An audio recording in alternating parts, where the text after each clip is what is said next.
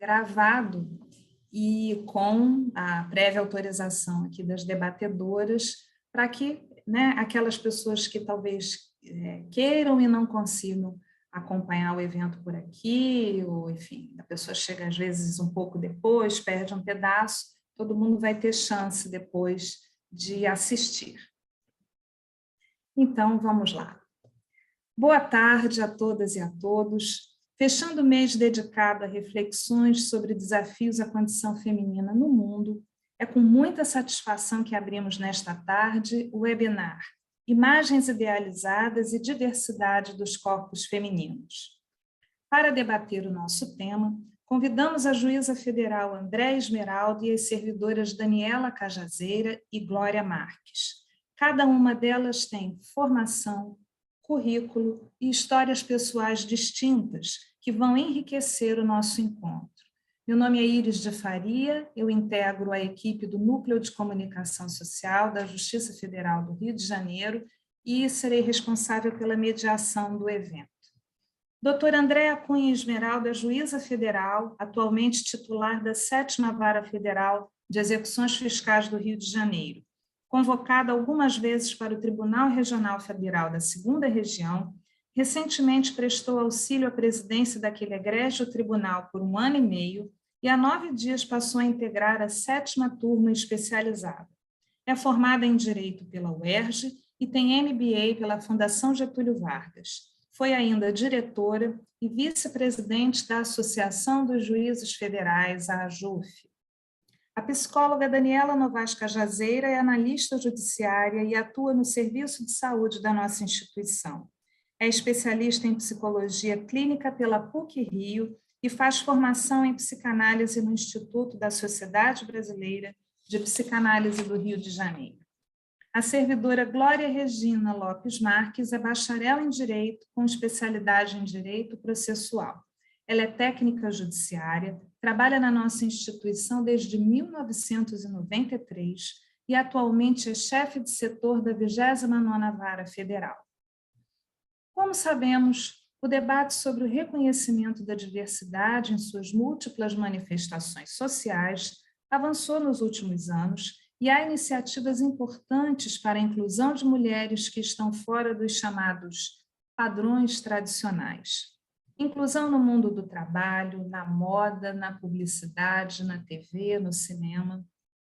O modelo Barbie Girl, alguém lembra ainda, gente, dessa boneca? Pois é, o modelo Barbie passa por uma crise profunda e até a Mattel já se rendeu à necessidade de chegar ao século XXI. Mas muitos dos seus elementos persistem como ideais de beleza no imaginário ocidental, atualizado pelas redes sociais, como o corpo longilíneo, pernas longas, cabelos sedosos, rosto impecável, visual harmonioso.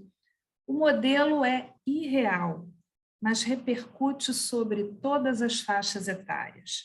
Ressoam em nossos ouvidos os qualificativos excludentes: gorda demais, velha demais, não é bonita o suficiente. Essas qualificações afetam a autoestima, a saúde mental, a vida amorosa e a carreira profissional das mulheres. Será possível escapar dessa armadilha? Como fazer para nos reconciliarmos com a nossa própria imagem?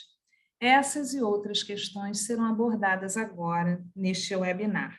Aproveito para lembrar que o chat está aberto, disponível para que quem está nos assistindo possa registrar comentários e perguntas. Eu vou me esforçar, junto com a equipe, para tentar, durante o evento, trazer as reflexões dos participantes para cá. Quero agradecer muito a presença das nossas 3 convidadas e começo já perguntando à doutora Andréa Esmeralda. Boa tarde, doutora Andréa. Como a senhora avalia a persistência desses estereótipos sobre a imagem feminina? Boa tarde, Iris.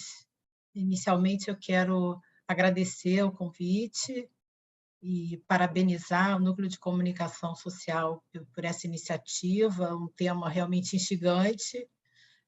No último dia do mês propício às reflexões que permeiam, né, as aflições das mulheres de um modo geral, e extensivo a toda a equipe da Seção Judiciária, né, de apoio administrativo. Agradecer a oportunidade de poder compartilhar um pouco da minha experiência, né, ao lado da doutora Daniela e da Glória, que já tivemos a oportunidade de trabalharmos juntas há um bom tempo atrás, né? E, na verdade, assim, eu não sou uma estudiosa sobre o tema, então, minha colaboração nesse evento me parece que é muito mais a partir da minha experiência pessoal, profissional, sobretudo como magistrada, num mundo que é predominantemente masculino, né? E um pouco da minha reflexão sobre a sociedade, né? Esse estereótipo feminino da modelo Barbie, durante muito tempo, se perpetuou, e, no nosso caso, com uma falta de identidade mesmo cultural, né? À medida que o Brasil tem essa riqueza da miscigenação, então não é um padrão que se enquadra exatamente no modelo da mulher brasileira, né? Mas eu gostei muito desse tema, assim, até para poder parar e refletir um pouco da sociedade pós-Barbie, né? A gente tem uma cultura que esse estereótipo feminino me parece muito voltado para a idealização do corpo, né? A superexploração e até a hipersexualização do corpo feminino. Se observarmos aí, né? Acho que desde a década de 80, expoentes do mundo da música, posso citar Madonna, por exemplo, acho que começa a inaugurar esse movimento e que vem se acentuando cada vez mais, né? Então, me parece que hoje esse modelo massificado pela internet, né? Essas imagens de cantoras pop e tudo mais, muito voltada para essa sexualização do corpo feminino, cada vez penetram mais no nosso cotidiano, né? Muito acessível esse tipo de divulgação, e a gente observa também uma reflexão no próprio comportamento das meninas, né? A gente vê até a maneira de se vestir cada vez mais precocemente, com essa acentuação do ideal do corpo feminino. E aí me preocupa, eu acho que não vai aqui uma crítica, obviamente, a nenhum artista especificamente, até porque isso não é um comportamento individual, né? A gente percebe como um movimento coletivo mesmo, mas me preocupa que isso vem atrelado a um conceito subliminar, talvez, em alguns momentos até mais explícito, de que isso equivale a um empoderamento da mulher, né? Então, o corpo, aquele corpo ideal, que já não é mais exatamente o da modelo Barbie, né? A gente percebe uma mudança nesse sentido, né? De um corpo ideal mais rechonchudo, vamos dizer assim, né? As popozudas, etc. Podemos falar assim, né? Mas com essa conotação, né? De que seria uma forma de empoderamento do feminino, quando, na verdade, me parece muito distorcido, né? E o que a gente, enfim, pode extrair, refletir a partir disso, né?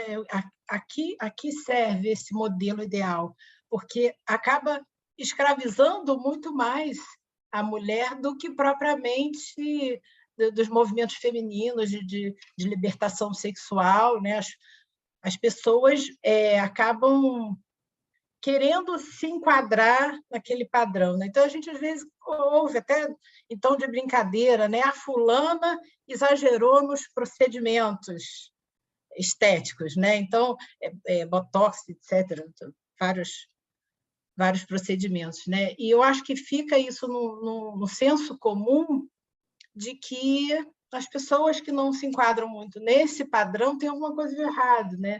E a gente vive muito isso nessa cultura assim das polaridades, né? Então é aquela cultura antiga de que a mulher bonita é burra, ou a loura é burra, né? Então isso vai de alguma maneira permeando esse inconsciente coletivo e, enfim, eu acho que é um momento muito oportuno para a gente refletir sobre todas essas questões, né?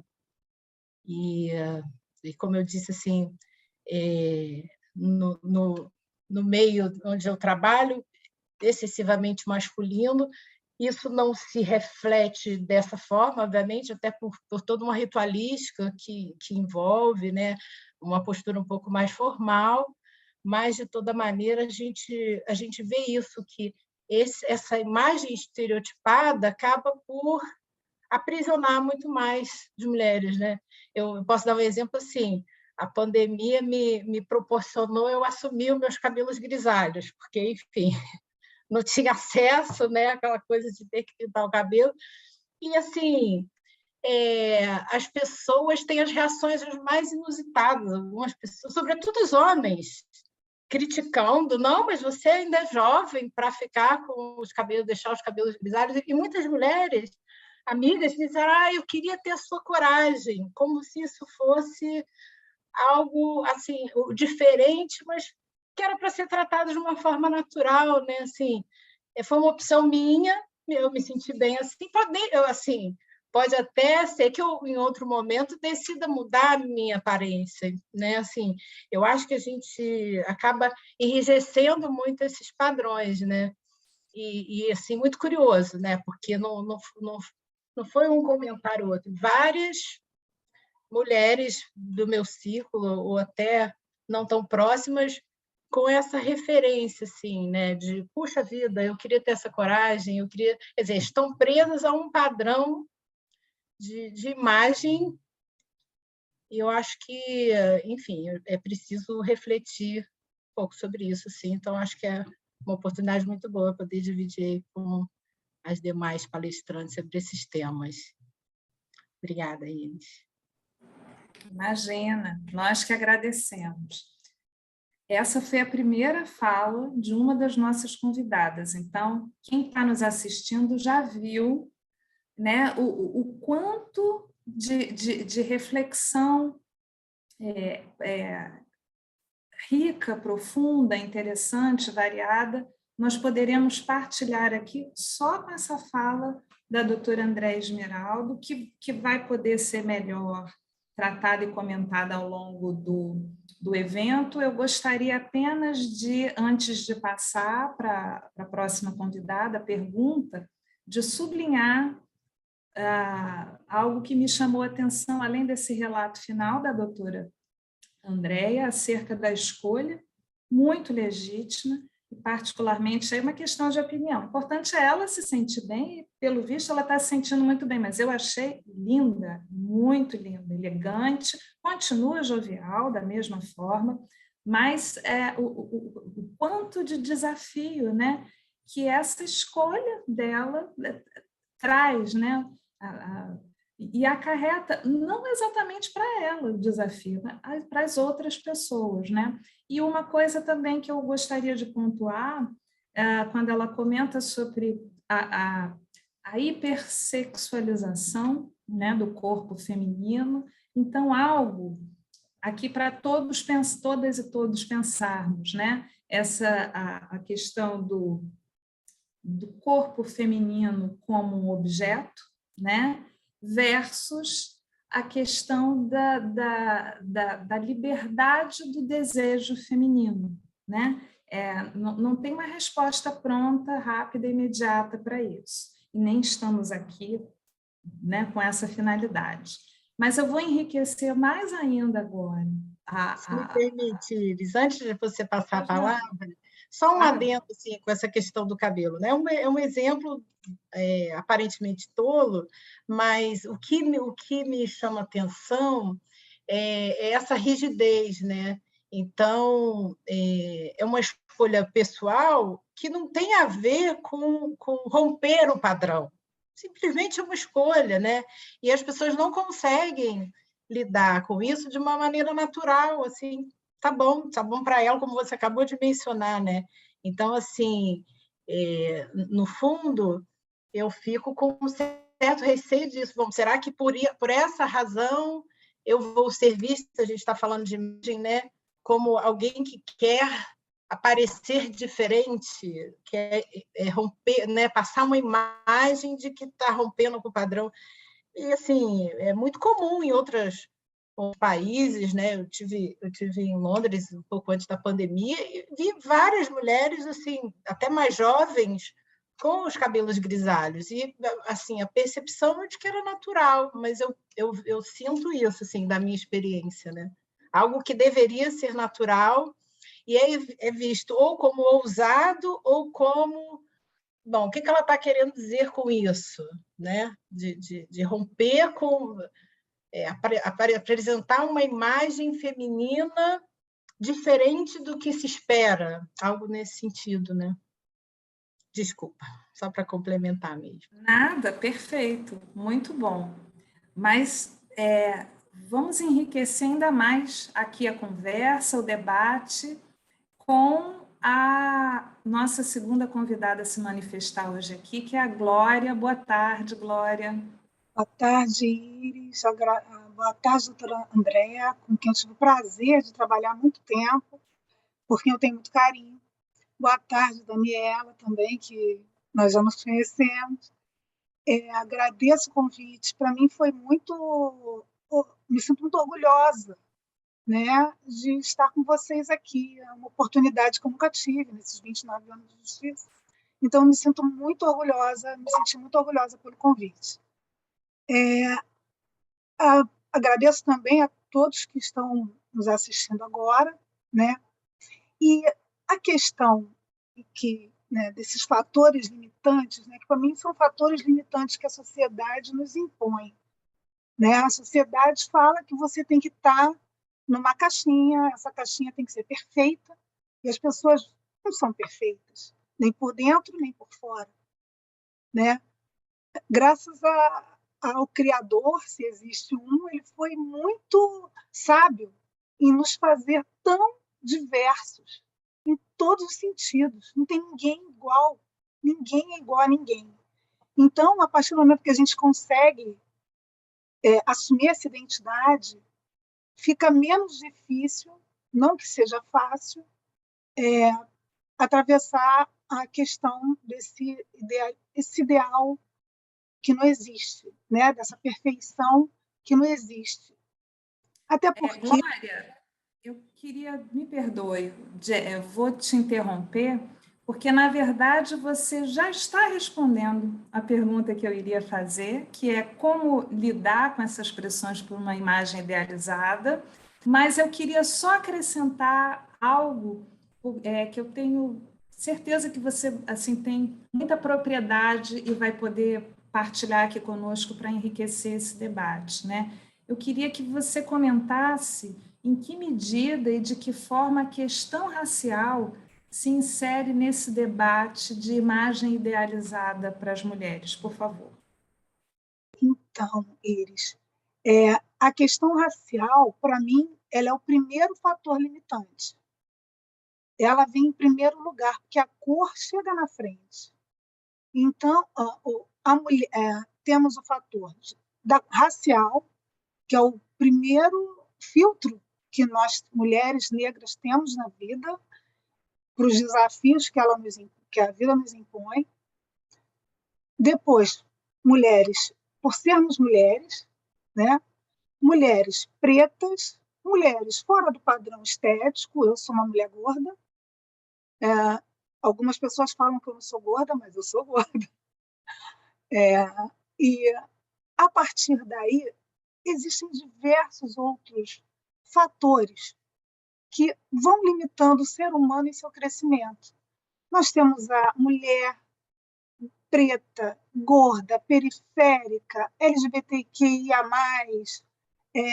ou seja, se nós formos, quanto mais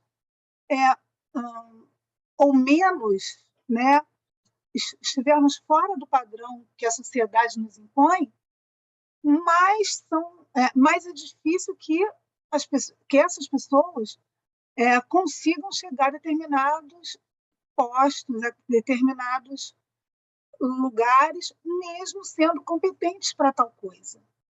Né? Isso é muito, muito complicado na nossa sociedade. E, infelizmente, dentro do nosso trabalho, isso é uma realidade. Né? Então, eu vou contar uma história breve minha. Eu sou gastroplastizada. Eu cheguei a ficar obesa uma época da minha vida. E durante 16 anos, eu fui uma pessoa com peso normal. Né? Durante a pandemia, em 2021, eu ganhei um sobrepeso. Esse sobrepeso tem me acompanhado, mas eu estou num momento que é a pandemia que eu não estou me preocupando com ele. A minha saúde mental em primeiro lugar. A doutora Andréa comentou um aspecto que eu ia falar. Assumir os cabelos brancos. É o preconceito contra o idoso. Então, as pessoas não olham o rosto jovem, olham o cabelo grisalho. E já colocam num lugar onde a mulher não pode envelhecer. A mulher tem que estar sempre bem, bonita. Para quem? É para ela mesma? Né? A doutora André está se sentindo bem com esse cabelo. Está linda. E é isso que importa. E o caminho é esse. E está tudo bem. Só que nessa sociedade machista, né, esse olhar que eu acho extremamente machista, que nos coloca como temos que ser perfeitas de corpo, porque o padrão é o homem branco. Porque o homem pode ser gordo, magro, não tem problema. A mulher, não. A mulher já começa por aí, ela não pode ser preta. Ela já perde alguns pontos nessa escala de quesitos ditos aceitáveis, digamos assim. E a mulher tem que ser magra, e a mulher tem que ser inteligente, a mulher tem que ser mãe, esposa, tudo que ela faz tem que ser perfeito. Né? A mulher não pode ser estressada, porque ela está cheia de louca. Né? A mulher não pode ser incisiva, porque ela é nervosa. Nós temos tantos fatores limitantes na nossa vida, no nosso dia a dia, que é muito difícil ser mulher nesse mundo, né? Ainda mais uma mulher preta, aí a gente bota todos as características que cada vez limitam mais as mulheres na nossa sociedade. Outra questão que a doutora Andréa falou, que eu vejo muito, porque eu tenho filho pequeno, é como esse padrão de beleza afeta o emocional das crianças. As crianças, as meninas, a elas são cobradas uma perfeição de corpo, que desde jovem elas procuram isso, fazem dietas, se sentem feias. O feio não existe. O feio é aos olhos de quem vê. Né? Meu marido me acha linda. Acabou. É isso que importa. Né? Eu me acho linda. Então, assim, a gente tem que se amar. Acho que é o primeiro fator, né, de todo, né, desse nosso binário, a primeira resposta é a autoestima. Daniela vai, sabe bem, fazer terapia, a saída, né, Daniela? Então, vou fazer terapia, gente, entendeu? Porque a autoestima é massacrada pela nossa sociedade.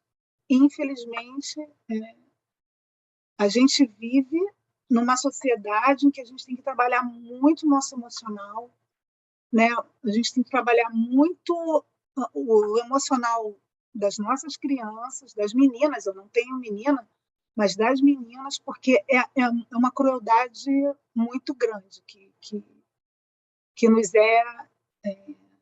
que é imposta às mulheres, né? Enfim.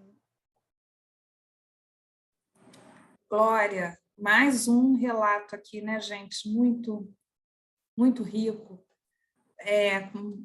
Muita coisa que a gente talvez nem consiga esgotar, aliás, não é. A gente não tem essa pretensão de esgotar o assunto, a gente quer partilhar aqui reflexões, preocupações, para que o mundo deixe de ser tão hostil como ainda é para as mulheres, né?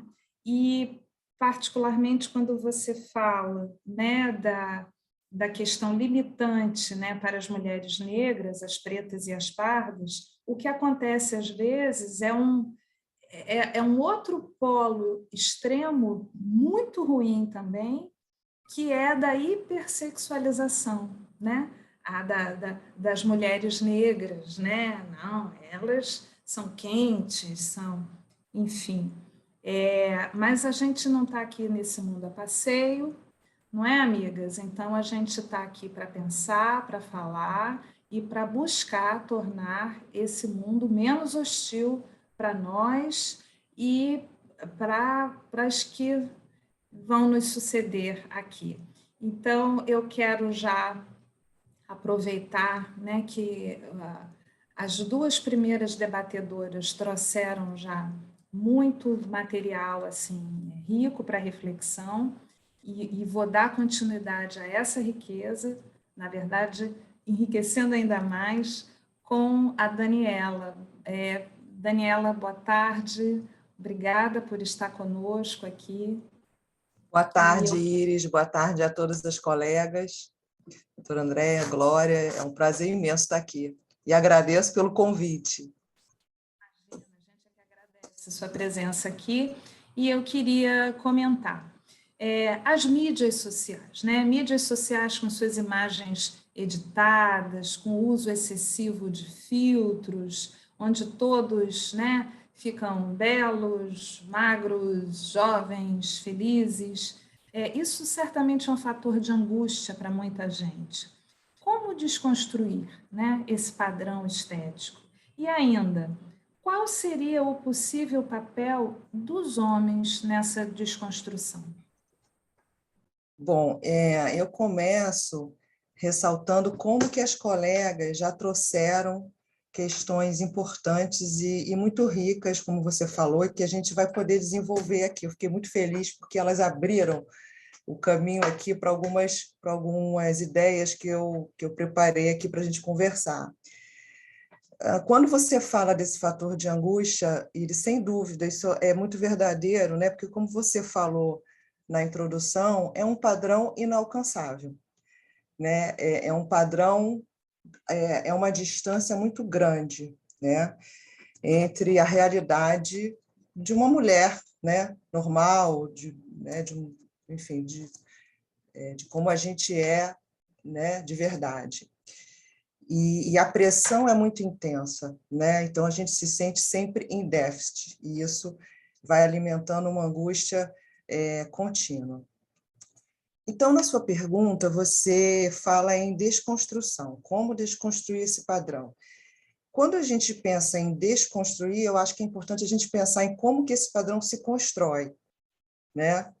E, nesse sentido, a gente percebe que essa exigência desse padrão estético, ela se produz e se alimenta em articulação com diferentes fatores socioculturais, de ordem econômica e de ordem individual, né? Então, são diferentes fatores que confluem, que se articulam e se alimentam para produzir continuamente essa exigência. Eu vou tentar passear um pouco por eles, né? Glória mencionou a questão da sociedade, né? E a gente vai falar, então, disso também aqui. Também queria ressaltar que Glória falou de fazer a terapia, realmente é um caminho, mas acho que é muito bom a gente ter espaços de reflexão como esse, que nos permitem exercitar o nosso pensamento crítico. Isso ajuda muito a gente a se libertar, né, desses enrijecimentos que a doutora Andréia tão bem ressaltou, assim, que parece uma prisão, né? Eu acho que ficou bem marcada, ficou bem ficou bem colocado, né, isso em relação ao que acontece. Bom, então, eu vou tentar passear um pouco por esses fatores para a gente traçar um panorama, então, de como é que se constrói esse padrão. O primeiro ponto que eu ressalto é que a gente vive numa sociedade do consumo, né? Então, se a gente, no século XVIII, né, XIX, Revolução Industrial, a gente tinha uma situação que preconizava o corpo do trabalho, o corpo ferramenta. Hoje a gente tem um cenário que valoriza o corpo do consumo, o corpo consumidor. Então, nesse contexto, é importante que se produzam subjetividades, corpos, que desejem ser diferentes do que são, né? Que precisem de produtos, né? Que carreguem essa promessa de acesso a essa imagem idealizada, cada vez mais inalcançável. Porque quanto mais inalcançável for a imagem, mais se consome, né? Então, isso é um ponto importante para a gente considerar. Por outro lado, a gente vive numa sociedade da espetacularização, né, da imagem, a sociedade do espetáculo, não é? Então, nessa ideia, tudo precisa ser mostrado, tudo precisa ser publicado, né, tudo precisa ser exibido, né? Sou visto, logo existo. Essa é a ideia que predomina na nossa sociedade, né? Muita imagem. E isso é paradoxal, não é? Porque quando a gente fala da imagem, a gente está falando do aval do outro, do olhar do outro. E isso não permite uma profundidade que nos conecte realmente com o que a gente é, né? Que nos possibilite um sentimento de si, né? A gente fica numa lógica da superficialidade. Quer dizer, a gente não tem mais uma imagem, a gente é uma imagem, né? E, quer dizer, a gente está falando de um sujeito chapado, né? Sem profundidade. Então, isso é uma outra característica da nossa sociedade. Outras duas ideias que eu trago para a gente refletir é o imediatismo como valor, né? A gente está numa sociedade do imediatismo, tudo é instantâneo, tudo a gente tem que conseguir logo, não tem mais tempo para o processo, para a construção, e a promessa de felicidade plena, né?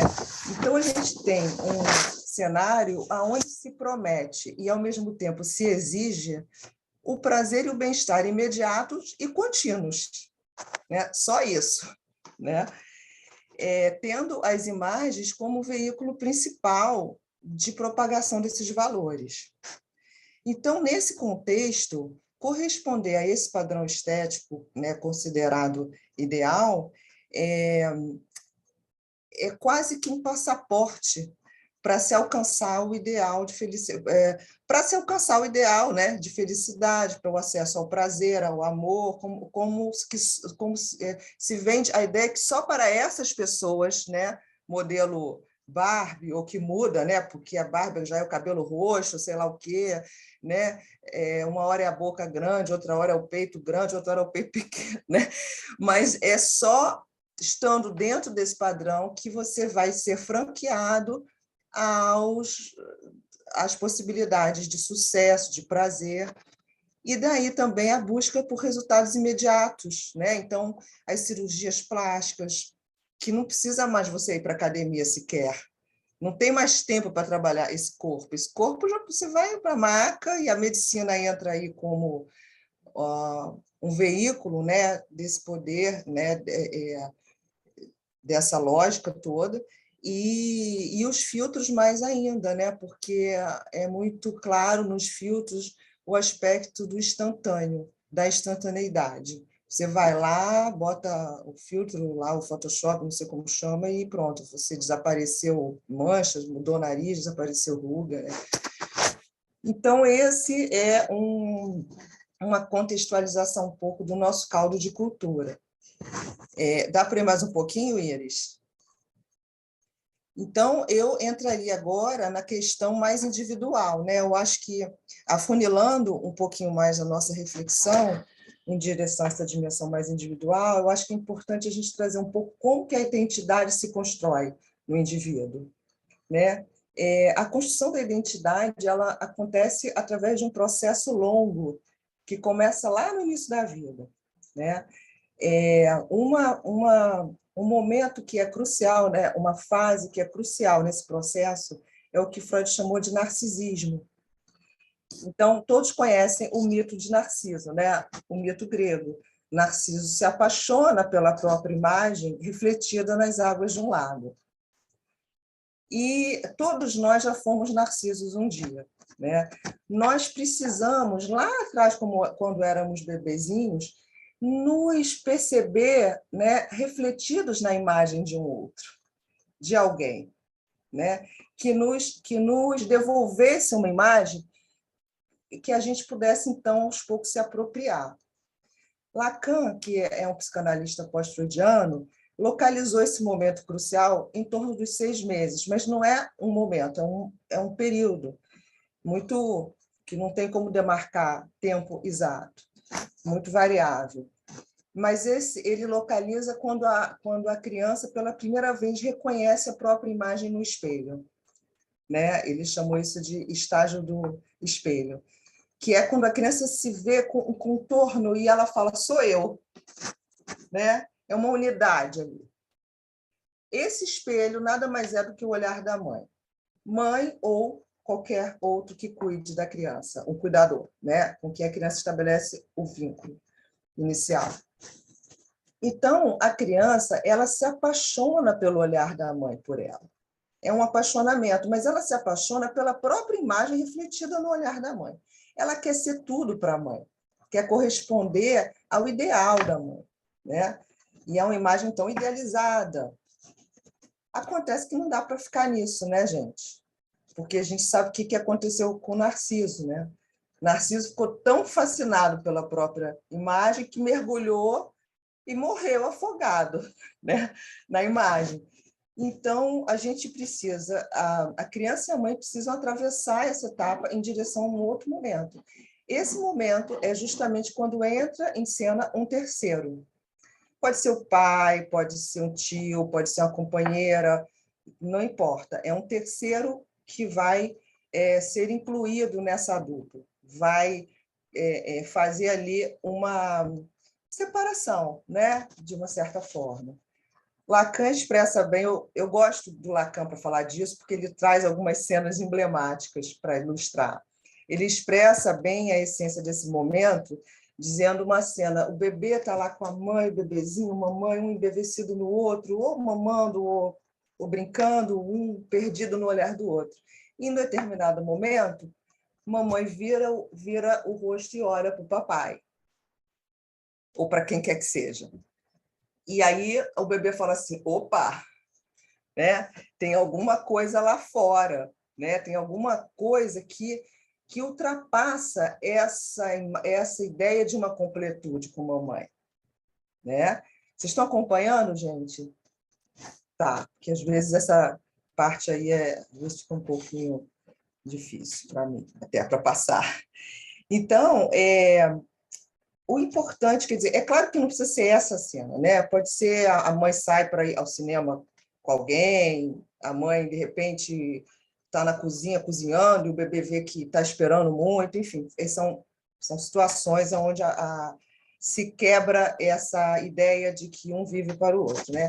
Então, o importante aqui é que o bebê percebe que sua imagem não é algo que fixa o olhar da mãe eternamente nele. Há outros interesses, há mundo lá fora. A partir daí, a criança vai, então, caminhar em direção a um descolamento do olhar da mãe.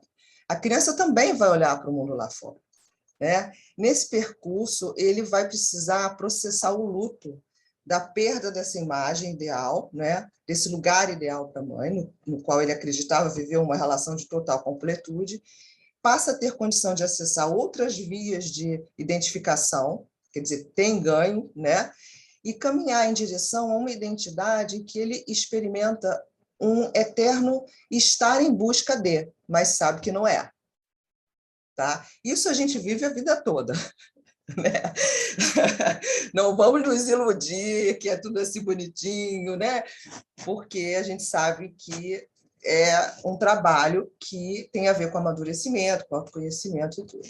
Então, voltando à sua pergunta, depois desse passeio, desconstruir esse padrão estético, então, envolve, me parece, alguns movimentos, né? Tomar consciência de qual é o jogo econômico, ao qual, né, socioeconômico, ao qual a gente está respondendo quando consome irrefletidamente essas imagens e os produtos associados a essas imagens,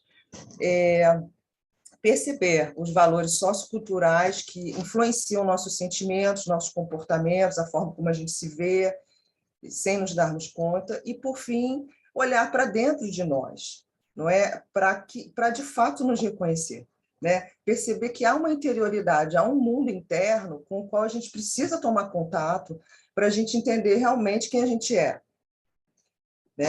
É claro, só para finalizar, que a gente não vai viver, a gente não vive só para dentro. Acho que a Glória caiu, daqui a pouco ela deve entrar, né? Nós não vivemos só para dentro, é claro, né? Isso não é também isso que se trata.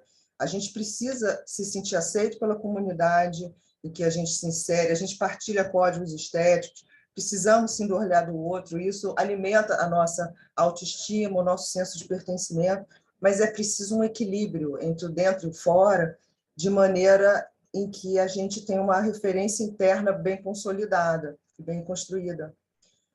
Tá? Em relação aos homens, Iris, eu acho que os homens eles estão sujeitos às mesmas questões, né? Eles estão inseridos no mesmo caldo de cultura. Para um homem, estar com uma mulher tida como bonita, que corresponde aos padrões estéticos, faz com que ele, muitas vezes, seja mais facilmente aceito, né? Se insira no rol dos bem-aceitos, dos admirados. A gente conhece isso, né? Aqueles homens que andam com as mulheres como se fossem troféus, né? E então isso reforça a ideia de que as mulheres que supostamente atendem ao padrão teriam mais facilidade de serem cortejadas, teriam mais facilidade de estabelecerem relações amorosas. Então, cabe ao homem se perguntar também em que medida o desejo dele também está condicionado a esses mesmos valores, né?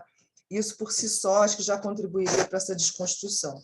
E não nos esqueçamos que os homens também estão sujeitos à pressão por juventude, também estão começando a fazer mais procedimento estético, quer dizer, também são, aí, de alguma maneira, atingidos por essa lógica tão perversa, né? Muita coisa aqui também para a gente pensar, né? Muito conteúdo aqui. Vou pegar uma fala, né? Uma frasezinha simples da Daniela aqui, quando ela diz da forma como esses padrões estão estruturados hoje, a gente não tem uma imagem, né? A gente virou uma imagem, a gente é uma imagem, né? De maneira assim muito superficial. E gostei também quando Daniela fala da questão do equilíbrio, né? Vou aproveitar aqui o tempo que está fluindo muito bem com as participantes, vou ler, vou né, pegar aqui alguns comentários no chat, mas antes vou partilhar também com as debatedoras e com quem está nos assistindo algo que aconteceu comigo durante a pandemia. Glória comentou, né, que durante a pandemia engordou um pouco. Eu me arriscaria, ousaria dizer que a pessoa que está saindo da pandemia agora, que parece finalmente controlada, da maneira como estava em março de 2019, 2020, né, essa pessoa tem problemas, porque não é possível que a gente, né, tenha ficado igual, né? Ou a pessoa emagreceu, homens e mulheres, ou a pessoa emagreceu, ou a pessoa engordou, ou o cabelo cresceu, ou a pessoa cortou o cabelo, ou a pessoa assumiu grisalho, enfim, ou mudou a cor do cabelo. E durante a pandemia, pela necessidade de trabalho, né, eu e muita gente da justiça, e aí mundo afora, nós tivemos que recorrer a esse recurso aqui, né? Das reuniões via Zoom e outras plataformas. É um recurso maravilhoso, evidente, né? Que trouxe aí um ganho na vida, né? Um recurso, uma alternativa que a gente tem, né? Como esse webinar aqui agora, por exemplo. No entanto, a questão da gente estar se olhando o tempo todo, né? Uma câmera aberta na tua cara, e aí uma reunião em que antes da pandemia, talvez nós estivéssemos promovendo no espaço de convivência ou num dos auditórios da justiça, a gente não ficava com um espelhinho assim na cara, né? E aí eu comecei a ficar muito incomodada com o que eu via, né? Com a minha cara na tela do Zoom, nas reuniões de trabalho, nos eventos, aquilo assim me impactou demais. E eu recorri a um procedimento estético que me alegrou muito depois, né, o resultado. Então, tudo bem, mas por que eu estou partilhando isso aqui com vocês? Porque o que provocou, né, esse meu descontentamento, né, foi não só eu não me agradava, mas eu ficava pensando, gente, as pessoas estão me vendo assim, desse jeito, que coisa horrível, e, né, então muito preocupada com a opinião alheia. Mas deixa eu dividir aqui com todo mundo, né? Alguns comentários, eu quero agradecer muito, dizer que estou muito feliz com a participação de vários colegas do Espírito Santo, muito bom tê-los aqui conosco. A Patrícia comenta, doutora, é libertador assumir o cabelo como ele é. No meu caso, assumi o cabelo crespo afro, sou negra. Demorei anos, ouvi críticas, mas nunca mais quis alisar. Mulher, aqui eu não consigo identificar o nome da pessoa. Mulher de cabelo branco é vista como descuidada. Homem de cabelo branco é visto como charmoso, padrão totalmente sem sentido. Fato. Aqui, Rafaela. Estamos em um órgão público com poucas mulheres pretas.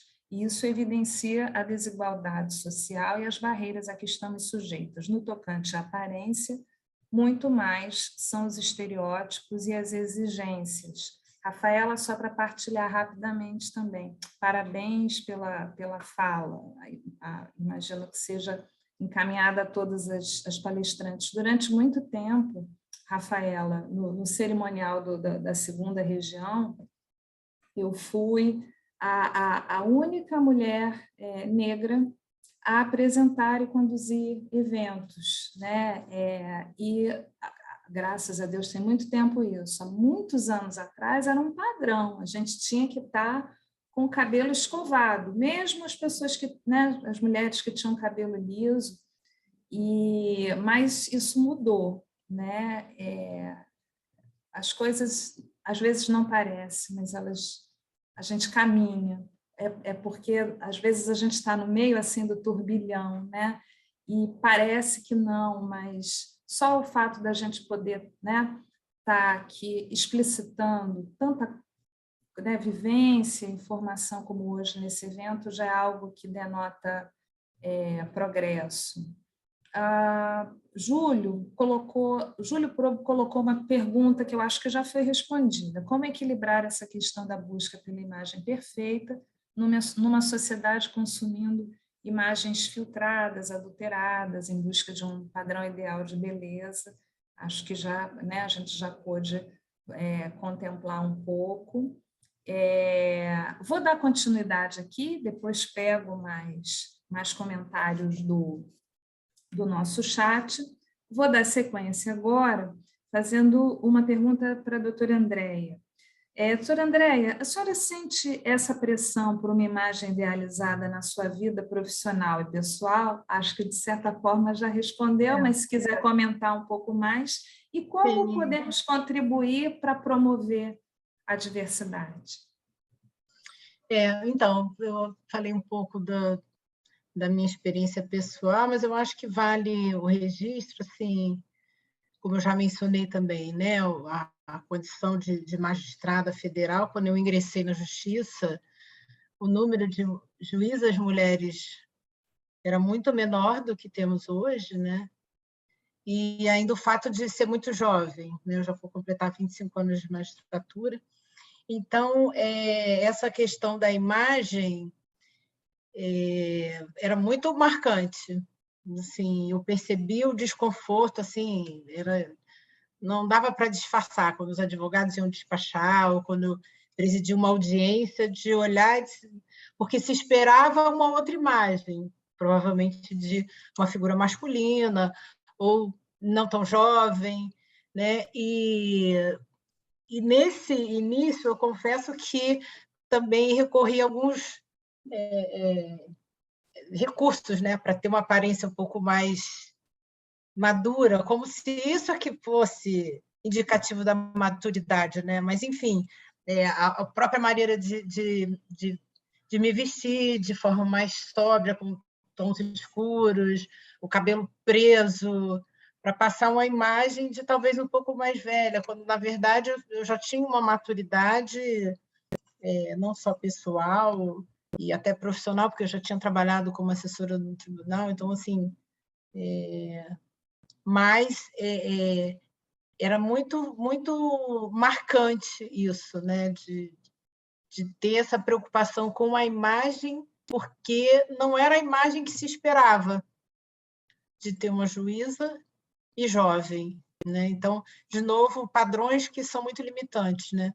E, infelizmente, na época, já havia algumas referências, exemplos para mim, como magistrada, a doutora Liliane Roriz, a doutora Simone Tiraibe e tantas outras, né? E que, vamos dizer assim, desbravaram esse caminho inicial, mas ainda hoje a gente percebe, né, a discrepância. A Glória comentou isso, né? De alguma maneira, o acesso e galgar promoção, não digo só no ambiente do Poder Judiciário, obviamente, né, mas, de um modo geral, né, os cargos políticos, as posições de destaque nas empresas, a gente ainda percebe essa diferença, né? No ano que eu entrei, foi um grupo, acho que majoritariamente feminino, e também a maioria de juízes mais novos, mas esse número não se permaneceu. Outros concursos não tiveram tantas juízas ingressando, mulheres, né? E eu acho que isso acaba, de uma certa maneira, trazendo um peso maior, né? É como se o fato de ser mulher exige que se tenha que provar o tempo todo de que é boa, né? Assim, de ter que dar conta de tudo, porque aí você de fato há uma sobrecarga, né? As demandas da família, o sacrifício que muitas vezes se faz em prol do trabalho, isso tudo é um peso, é uma cobrança muito grande, né? Nesse sentido, assim, que eu acho que é uma reflexão importante que a doutora Daniela trouxe no seu olhar de psicóloga, muito mais embasado, né? Mas é uma reflexão que a gente precisa ter no cotidiano mesmo, porque quando a gente se dá conta, a gente já está naquele padrão que a Glória também marcou, né? De ter que ser perfeito, de ter que dar conta de tudo e além, ter que passar essa imagem de que está tudo bem, que está dando conta tranquilamente, né? Eu acho que isso ainda traz, assim, algum desconforto, né? Eu fiz essa menção de quando eu entrei na magistratura, e hoje a realidade é um pouco diferente, principalmente na primeira instância, né? O número de magistradas mulheres é muito maior, mas na segunda instância, nos tribunais superiores, isso não ocorre. E aí eu queria trazer um exemplo também. O primeiro evento que eu participei presencial no tribunal, né, desde a pandemia, a mim me chamou a atenção, porque só havia eu e a presidente do TRT Mulheres. Não era um evento muito grande, porque foi o primeiro evento, a gente ainda estava naquela situação do retorno parcial, mas devia ter umas 100 pessoas, todos homens. E aquilo me chamou a atenção, assim, por mais que a gente já esteja habituado que esse é o ambiente e assim que as coisas acontecem, como foi o primeiro evento da pandemia, isso ficou ainda mais visível, né? Se a gente não para fazer essas reflexões, então a outra pergunta era como contribuir para promover a diversidade. Eu acho que o primeiro passo é promovendo eventos como esses, né? Da gente poder, como a doutora Daniela falou, voltar um pouco o olhar para dentro, mas tendo esse equilíbrio com o externo, porque senão a gente fica com tantas demandas e com tantas responsabilidades, e é o tempo, é o excesso de informações que a gente não percebe, aquilo fica meio banalizado, né? Não percebe o quanto a realidade ainda é desigual, né? A JUF, você fez referência no currículo, que eu já integrei a diretoria da JUF. A JUF tem um trabalho muito interessante, a JUF Mulheres, e vários estudos até no sentido assim, do quanto isso repercute também na sociedade. A sociedade brasileira, falando especificamente, né, é majoritariamente feminina, mas tem tão pouca representatividade política, né, nos tribunais, e isso acaba perpetuando, eu acho, né, essas desigualdades, né? A JUF tem estudos sobre a importância, né, da perspectiva do gênero nos julgamentos. Enfim, então é uma realidade que ainda é muito, muito desigual, né? É interessante aqui para a gente pensar, né, como que o quão desconcertante são esses padrões, né? Em muitas vezes, né, a questão da juventude ser super valorizada. No entanto, a doutora Andréia teve aqui, eu trouxe um outro exemplo, né, de que uma mulher talvez mais jovem do que o padrão, principalmente quando entrou, há mais de 20 anos, né, não passasse uma ideia de credibilidade, né? É muito curioso isso. A propósito, a Ana Clécia comentou aqui, doutora Andréia, a juíza mais nova do Brasil. Muito prazer em revê-la. Ana Clécia é uma querida, um grande abraço.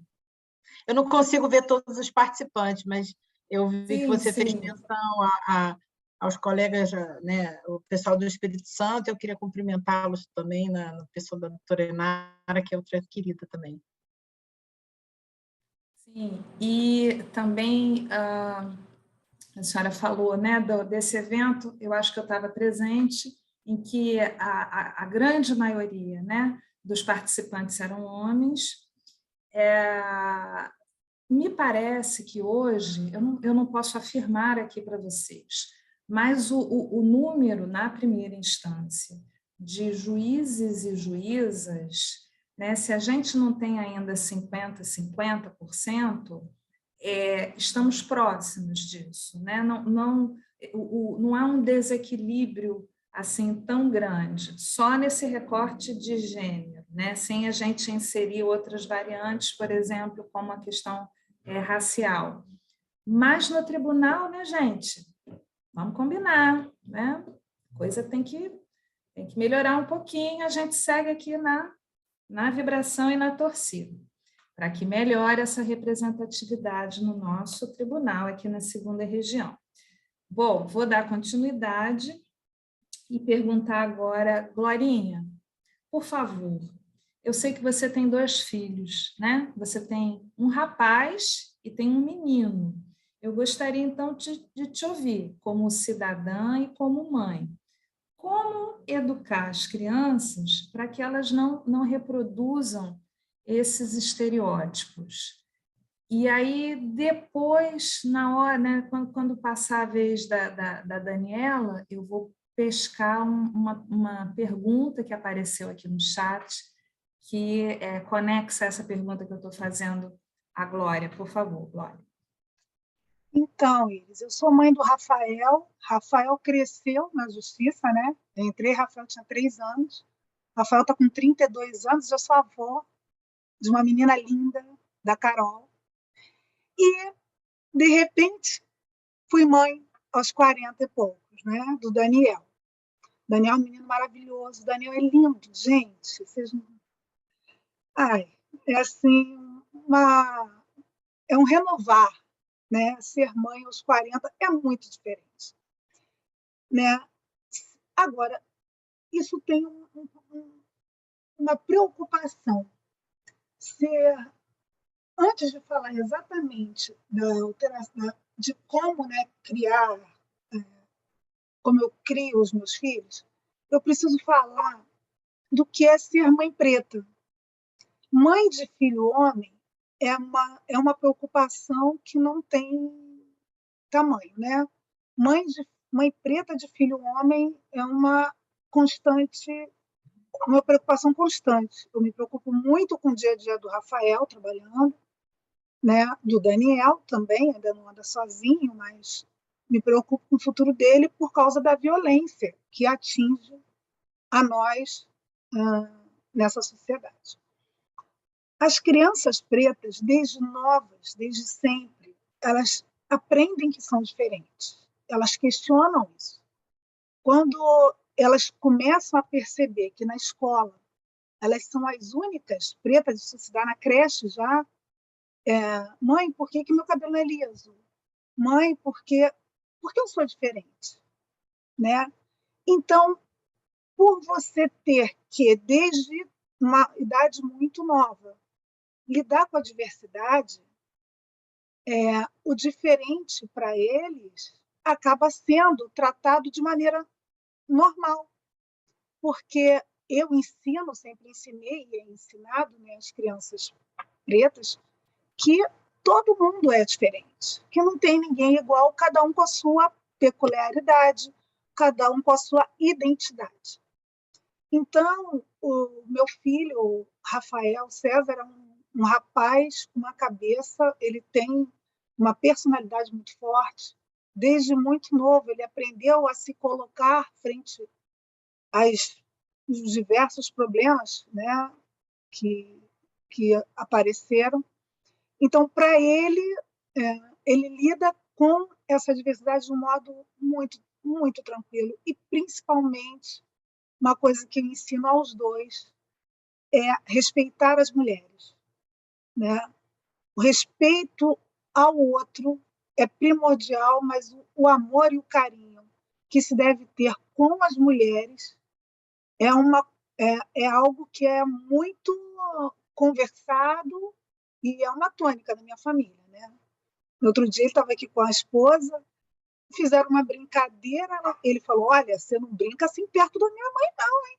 Minha mãe, nem sonho. E isso o Daniel já aprendeu. Daniel estuda no colégio, que tem uma menina especial desde o primeiro aninho, e é um colégio que trabalha muito a diversidade, né? Trabalha muito o respeito ao outro. E ele está nessa idade de namoro, né? As meninas querem namorar, ele só quer jogar. E, enfim, às vezes ele vem apavorado: mamãe, fulana quer namorar comigo, o que eu faço? Aí eu sempre respondo: olha, fala que você gosta muito da fulana, né? Da colega, mas como amigo. E isso ele não tem se a menina é bonita, se a menina é feia, se a menina é branca, se a menina é preta, não permeia, não passa, esse filtro não passa sobre eles. Isso se dá pela educação que ele recebe em casa, pelo carinho que ele vê dos pais entre si, do respeito que eu e meu marido temos. Essa convivência é um ensino. Meus filhos foram ensinados a respeitar o outro dentro de casa, né? E isso é muito importante, né?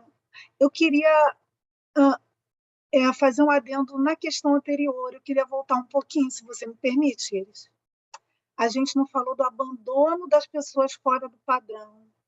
Porque, como a Daniela comentou, né, as pessoas que estão no padrão têm uma vida mais fácil, digamos assim, as portas se abrem com mais facilidade. Só que quando não se está nesse padrão, seja porque questão limitante for, muitas vezes as pessoas se veem abandonadas afetivamente. Né? O abandono afetivo é uma tônica entre as pessoas que estão acima do peso, as pessoas que são negras, as pessoas que são LGBTQIA+. Esse abandono eu acho que a gente precisa ter um olhar muito carinhoso de acolhimento para esse fator. Eu deixei passar e eu acho uma questão muito importante. Né? É isso que eu tenho a contribuir. Para os meus filhos, esse olhar de amor ao próximo, ele é aprendido dentro de casa. E o Daniel é o queridinho das mães das meninas. Olha só, por ele ser o príncipe educado. Eu acho isso muito legal, sabe? Isso muito bacana, ver, reconhecer nele que ele passa o que aprende, né? Ele internalizou e ele passa esse carinho. Isso é muito gratificante para mim enquanto mãe, dos dois. Muito bom. Deixa eu puxar aqui algumas coisas no chat.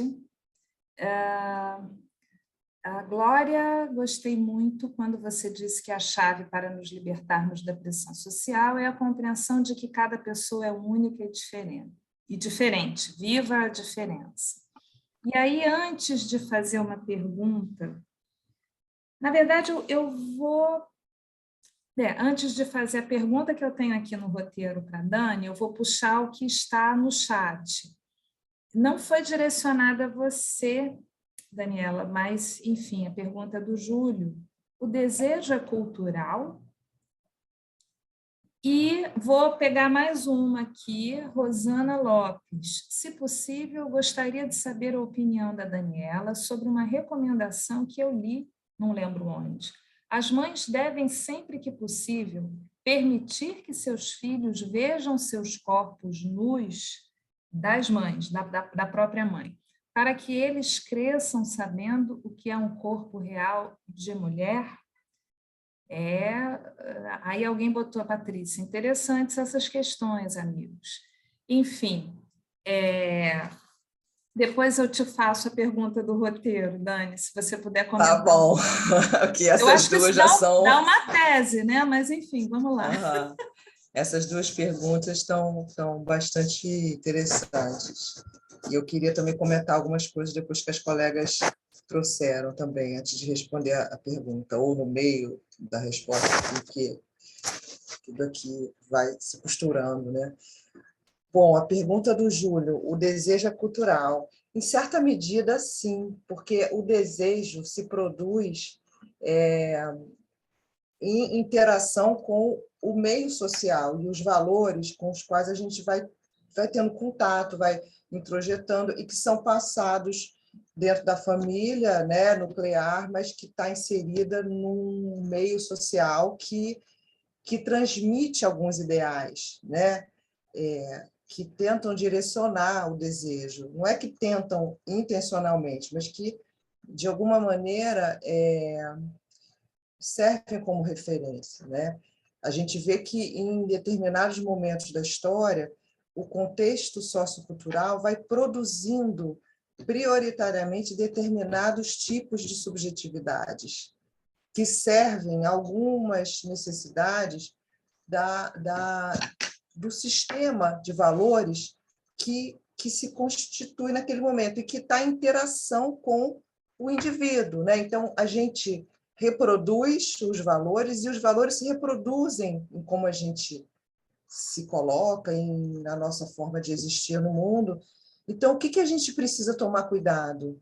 Que é disso que a gente está falando aqui, para não sair reproduzindo e não deixar o nosso desejo ser captado, né, por uma lógica muito mais complexa, em que os indivíduos são destituídos da sua singularidade, da sua subjetividade, da possibilidade de um desejo próprio, né? Eu vejo, por exemplo, nesses filtros, e eu também já atendi, né, moças, meninas que se transformam a tal ponto que elas perdem as referências até culturais de origem, né? Então, o quanto que elas abrem mão de um valor, né, que estão dentro da história delas, para elas poderem se apoiar, para desejarem, para sustentarem uma identidade, em prol dessa massa do ideal. Então, eu espero ter respondido a pergunta do Júlio,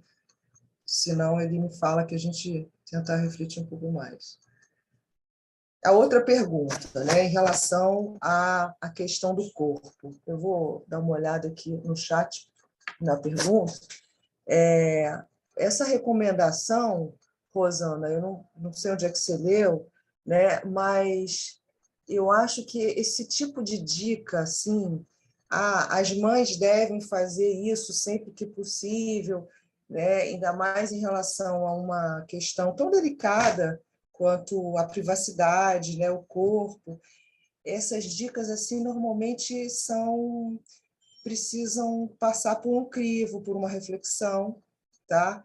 Eu acho que em termos de comportamento, de relacionamento, de subjetividade, essas dicas muito gerais, a gente precisa sempre ter um certo cuidado. Ai, gente, tem um negócio aqui do Avast entrando, já consegui fechar, desculpa. Então, eu não concordo com isso, tá? Eu acho que você não precisa esconder o seu corpo para o seu filho. Isso é uma coisa natural que pode acontecer, do filho ver em algum momento, faz parte de um certo convívio, né? Mais próximo e até íntimo que tem na casa com o filho. Quer dizer, você não tem um convívio íntimo, mas você vive uma intimidade, de certa forma, né? Agora, deve ter limites essa intimidade com os filhos. E não é indicado propositadamente mostrar o corpo nu para os filhos, não. Tá?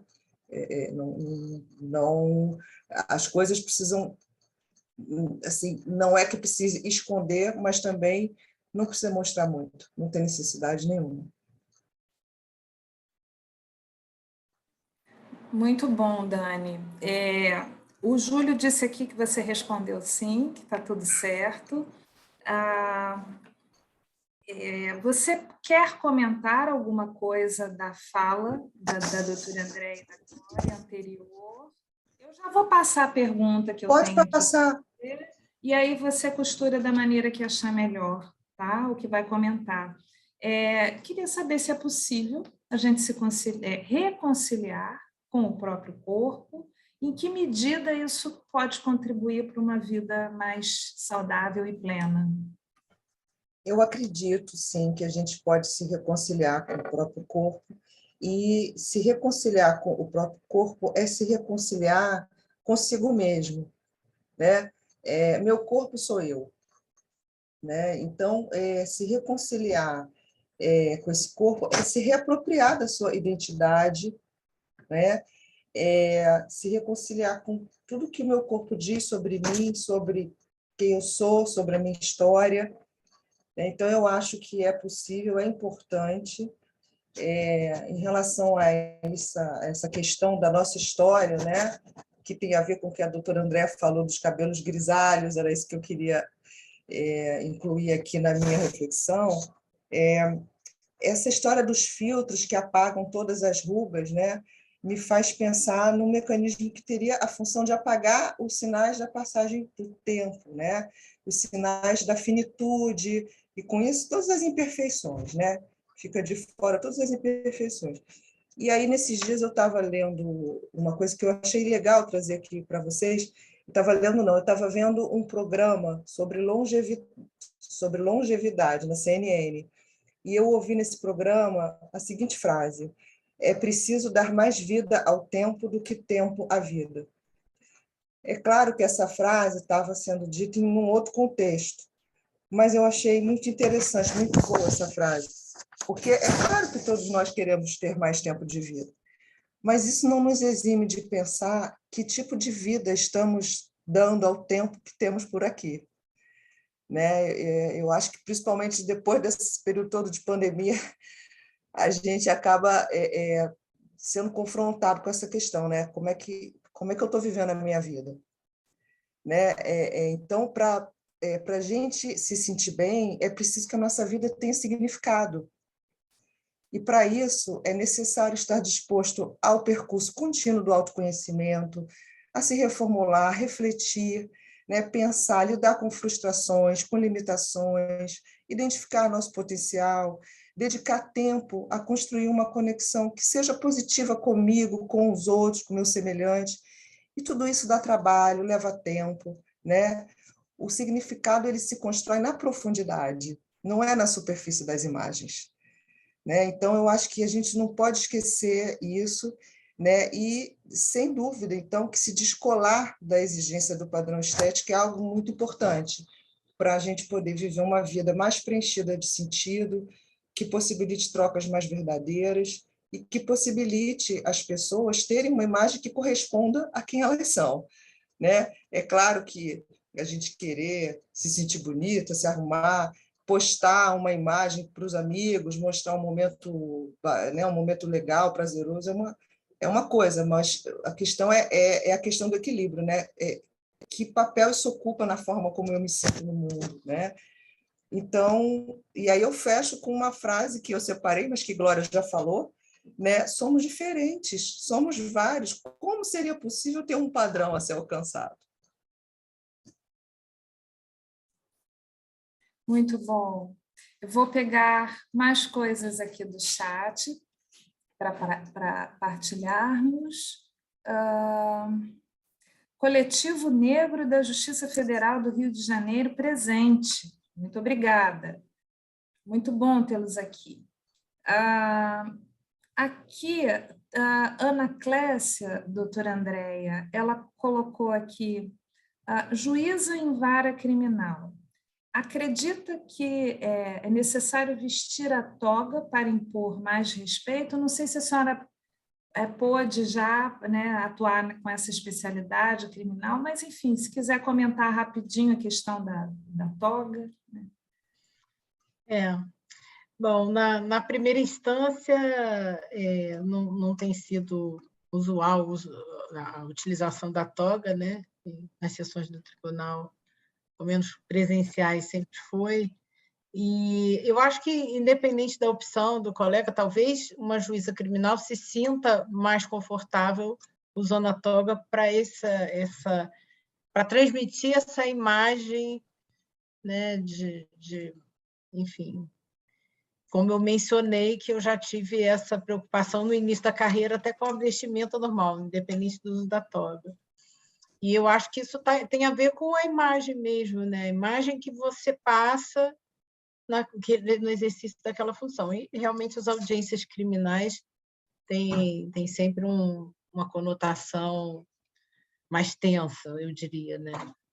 Eu acredito que sim. Eu não consigo aqui dizer o nome, mas aparece para mim como MYY, a preocupação da mãe preta que agora... Amparo, viu? Eu acho que é Amparo. Desculpa te interromper, Iris. Eu acho... Ótimo. Bom, porque aí a gente identifica, né, a pessoa pelo nome. Amparo, a preocupação de mãe preta que a Glória compartilhou conosco nos faz lembrar que no Brasil morrem mais jovens negros que não negros. Quer comentar? Glória, só para fechar aqui, já te dou a palavra. O coletivo negro. Perfeito, Glória. A convivência é um ensino.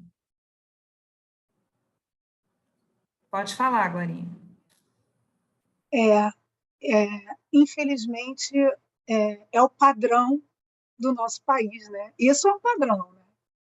A morte de jovens, homens jovens negros, né? O grande número de mortes de homens jovens negros é um padrão. Isso sim é um padrão em nosso país. assustador, assustador. Não, infelizmente, não vejo vontade política de mudar isso tão cedo. E realmente essas balas encontradas, né, continuam encontrando corpos pretos. Isso daí é uma realidade muito triste, muito triste. Não, apesar de eu não morar perto de comunidades, é uma preocupação minha, porque eu sou mãe de homens jovens pretos. Né? E eu acho que qualquer mãe nesse lugar tem esse alerta, porque é muito dolorido, né? Uma realidade muito dolorida. E é um medo, porque você não precisa fazer nada. Às vezes a pessoa está na hora errada, no lugar errado, ou alguém acha que a pessoa está com alguma coisa, e, enfim, é muito complicado. Muito complicado. São muitos desafios. Deixa eu pegar mais comentários aqui. Mariana Mello, perfeita a fala da Daniela. Amparo, abaixo o padrão, convivamos com as diferenças e a diversidade. Júlio Probo, todos queremos ser amados. E para que isso aconteça, somos capazes, às vezes, né, de muitas distorções de imagem ou comportamento. Talvez, mais que um padrão aleatório, Glória, parece ser um projeto mesmo. Acredito que ele falou isso agora, né? Nesse minuto. Então, essa questão, né, da vulnerabilidade muito maior, né, dos jovens rapazes, né, negros, é fato e está aí, né, estampado na cara de todos nós. Patrícia coloca, a última estatística que me lembro é que a cada 23 minutos morre um jovem negro no Brasil. Se isso não é genocídio, não sei o que é. Ana Clécia aqui, obrigada, parabéns a todos pela iniciativa, muito bom essa chamada a refletir sobre essas questões. Isso é de fato muito significante em nosso meio. Então, agora, já nos encaminhando, né, para o encerramento desse webinar, eu vou pedir às nossas convidadas, de uma maneira assim, muito livre, né, que teçam suas considerações finais, né, mas eu não vou dizer quem vai falar primeiro, quem vai ser segundo, terceiro, ou se as três quiserem falar, uma comentar a fala da outra. Isso aconteceu de uma maneira, isso fluiu durante o evento e foi maravilhoso. Nós, quando pensamos nas convidadas, nós nem sabíamos, né, que Glória e a doutora Andréia já se conheciam, né? Foi uma feliz coincidência e que ajudou, eu acho, a dar uma liga assim, muito rápida e imediata aqui, que bom. Mas então eu vou abrir a palavra e deixar... Vou começar. Vou pegar uma fala da Daniela. Essa descaracterização étnica não é uma busca de aceitação. Eu acho que mais do que busca... não lembro bem como você colocou. Eu acho que é uma busca em ser aceita, em ser olhada, em ser admirada naqueles padrões comerciais, que não os dela, né? E, infelizmente, isso é muito, muito complicado, porque mulheres pretas, pardas e negras, pretas e pardas, elas ficam com narizes afilados, lábios preenchidos. O rosto, se você olha um antes e um depois, são pessoas diferentes, né? Vira outra pessoa. Como lidar com essa identidade? Como se reconhecer, se identificar sendo que mudou, é outro ser, né? É outra pessoa, Daniela. Eu queria, como essa dor interna macula tanto, machuca tanto o, o externo a ponto da pessoa se transformar em outra, né? Porque isso é uma dor. Foi uma dor, o ponto inicial para mim da rejeição. Então, Glória, você toca num ponto super importante, né? Porque é uma violência, né, que a qual a pessoa se submete, né, por si própria, para buscar aceitação, para tentar justamente se livrar da dor da não aceitação.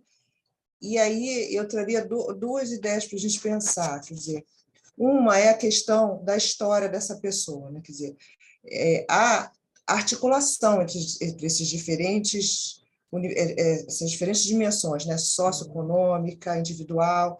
Então, existem pessoas que são mais suscetíveis a esse apelo, né?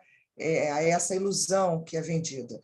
E normalmente são pessoas cuja trajetória na construção da sua identidade, né, o seu narcisismo, que a gente chama aquele narcisismo saudável, que tem a ver com autoestima, com se aceitar com as suas limitações, com os pontos que desagradam, porque autoestima não é se amar simplesmente, é se amar com os pontos que não nos agradam, é nos aceitar como dotados de pontos que são satisfatórios e pontos que não nos agradam, que gostaríamos de melhorar. E aí é que a gente tem um ideal como algo que a gente sabe que não é, e tudo bem. A gente arranjou uma maneira de se gostar assim, a gente encontrou um meio que nos ajudou a se sentir aceitos, sendo que a gente é, né? E muitas vezes existem famílias que já trazem esses referenciais que afastam, né, da cultura original, né? Tem famílias famílias negras em que a mãe procura alisar o cabelo e a criança vai vendo isso. Então, o que ela vai aprendendo? Porque ela está se espelhando nessa mãe, né? Então, se é uma mãe que alisa o cabelo, que passa pó para ficar mais clara ou coisas do tipo, ela também não vai aprender a se aceitar. Isso é um exemplo, né? Entre outras atitudes que vão formando esse indivíduo. Então, existem pessoas, portanto, mais suscetíveis. E eu não digo só em relação às cirurgias plásticas que você mencionou, né, de nariz e tudo. Existem pessoas, eu uma vez tive contato com uma pessoa que ela era de Manaus, e você via que ela tinha referenciais indígenas totalmente diferentes, e, de repente, ela estava com uma vestimenta hipersensualizada, como a doutora Andréa também sinalizou essa questão, né? Da mulher objeto, muita maquiagem, e muito alisamento, e aí você fala assim, cadê essa pessoa? Você já não sabe onde ela está, ela se perdeu dela mesma. Então, agora, isso é uma ideia, né, do percurso individual. A outra ideia que eu acho interessante a gente pensar é que essa dor de não ser aceita socialmente é muito intensa, algumas vezes, porque o jogo é pesado. Inclusive, eu ia falar disso, você está me dando essa oportunidade com o seu comentário, porque nessa lógica vem-se a ideia de que o ideal de pleno prazer, de plena felicidade, está disponível para todos, sem o mínimo esforço. E quem não corresponde, né? Quem não realiza esse modelo é tido como se a não realização desse modelo decorresse a incapacidade individual, né? Isso é que é vendido, né? Você pode, né? Você pode, porque inclusive está muito popularizado, botox, sobrancelha e tudo, né? Tá a preços, né? Acessíveis, os filtros, né, do Instagram estão muito difundidos. Então, se você não se adequa, você é incapaz de se adequar. Então, isso gera um lugar do fracasso, que é o abandono afetivo, do qual você estava falando. Então, você está gorda porque você quer.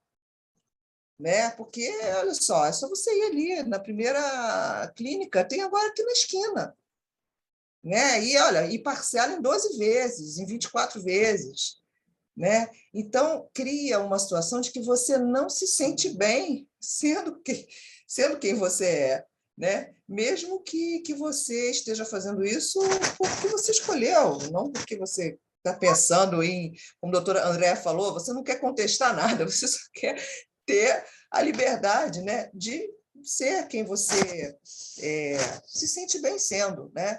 Então, essa dor do fracassado é uma categoria que é produzida por essa sociedade. Os fracassados são esses que estão fora do padrão, e o abandono afetivo, muitas vezes, ele encontra um terreno fértil numa pessoa com uma identidade pessoal, na sua história singular, mal elaborada. Entendeu?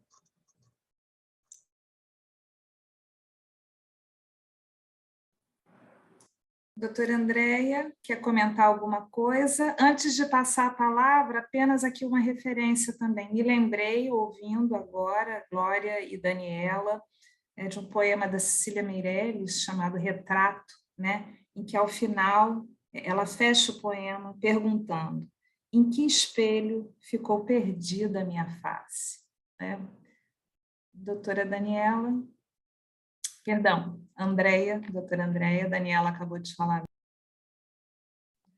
Eu acho que o debate foi realmente extremamente rico e se é que a gente pode sintetizar com tantas falas importantes, mas eu acho que o ponto aí, o viés é a questão do equilíbrio mesmo, né? Da gente primeiro se reconhecer, se aceitar e para romper com essa ditadura do padrão que se espera, né?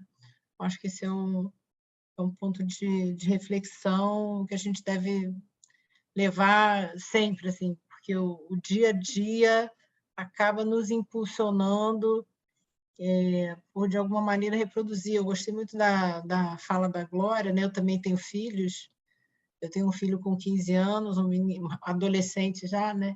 E uma menina de 10. Então, da gente também buscar não repetir esses padrões, né? As gerações que se seguem, é uma preocupação também. É isso, no mais, só agradecer mais uma vez essa oportunidade aí de compartilhar tantas experiências. Agradeço muito. Agradecimento é todo nosso. Vou pegar uma fala aqui da Mariana Mello. A aparência é um dos disparadores desse isolamento da mulher que é diferente. Uma mulher que quer ter controle sobre sua vida aprende a dizer não para impor limites até dentro de casa. Luta pelo que realmente quer, e aí é vista como louca, ou é mal vista, etc. A autoestima também está nessa desobrigação de agradar todo mundo, né? Uma historinha também muito rápida aqui, para ilustrar um pouco de tudo que falamos, e dessa questão do outro, né? Da excessiva valorização que a gente dá ao olhar do outro. Há muitos anos atrás, numa rede social que eu tenho filha adolescente também, e ela diz, gargalhando, que Facebook é coisa de gente velha, né? Então, um tempo atrás, no Facebook, eu fiz uma postagem, aliás, entre parênteses, eu sou uma usuária medíocre de redes, o que eu assim, faço e acompanho é mais pela questão profissional mesmo do que pessoal. E aí eu fiz uma postagem, eu não lembro o assunto, gente. E eu comentei com meu marido à época. Falei assim: poxa, você não viu, né, o que eu postei no Facebook. Aí ele disse: vi, eu vi. Aí eu falei assim: ah, você viu? Ah, mas então você não gostou, você não curtiu. Aí ele disse: curti, eu vi e eu gostei, eu curti. Eu só não botei o dedinho lá. Porque a gente fica esperando, né? O outro dizer que quantas curtidas, né, a minha postagem teve, enfim. Eu queria aqui já realmente finalizando o evento pelo avançado da hora, quando o assunto é interessante, quando as debatedoras são admiráveis assim, o tempo voa. A gente poderia ficar horas aqui conversando sobre esse tema tão rico, mas as contribuições das nossas convidadas, assim como do público no chat, mostraram que não estamos sozinhos em nossas preocupações, angústias, e o que foi partilhado aqui nos ajuda a refletir com mais propriedade sobre questões delicadas e contribuíram para o processo de aceitação de nós mesmas como somos. Afinal, como cantou Caetano Veloso, cada um sabe a dor e a delícia de ser o que é. Agradeço muito às nossas convidadas que dedicaram aí parte do precioso tempo aqui conosco. Muito obrigada a todos que nos acompanharam aqui, magistrados, magistradas, servidores, servidoras, público externo, Rio de Janeiro, Espírito Santo. Em algum momento eu vi alguém dizendo: "Oi, eu estou aqui de BH". Que bom, né? E é isso. Eu espero que a gente tenha contribuído, né, para aí ampliarmos e aprofundarmos um pouco mais reflexões sobre o tema proposto. Espero reencontrar todos e todas em breve e desejo uma boa noite. Muito obrigada. Boa noite, Iris. Foi muito rico, muito enriquecedor. Muito bom, muito obrigada. Uma boa noite a todos e a todas. Boa noite, gente.